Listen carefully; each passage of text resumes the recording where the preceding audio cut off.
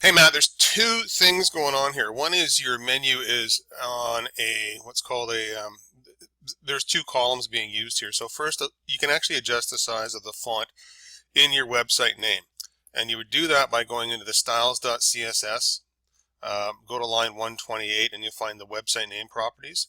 Right. So the font size is set to 43. So if we went with a 30, okay, that's going to bring things right down. But before we even do that, what I suggest to folks in this situation is um, update your menu bar. Take a look to see there's 6 items in here right now, and as you notice, they're in this template they're a little bit smaller in terms of the menu buttons aren't huge. There's a big old space over here.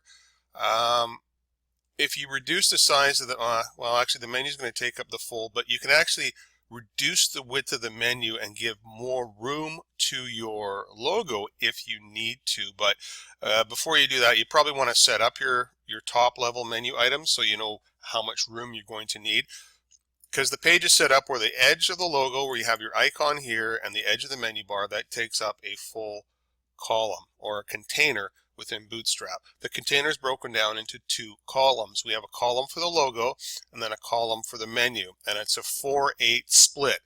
So basically 1/3 of the width of the column is reserved for the menu. The other 2/3 is reserved for the sorry, 1/3 is reserved for the logo, the other 2/3 is reserved for the menu. But you can adjust that and have it more of a 5/7 or a 6/6 split if you think each needs to take up. Before you do that, figure out which buttons you're going to have up here, even if they're just placeholders, and then we'll know how much room. Because right now we could do a 5/7 split, have more room for the logo and less room for the menu, and get rid of this extra white space over here. But if you needed to add another button, then it makes sense to change the font size right here.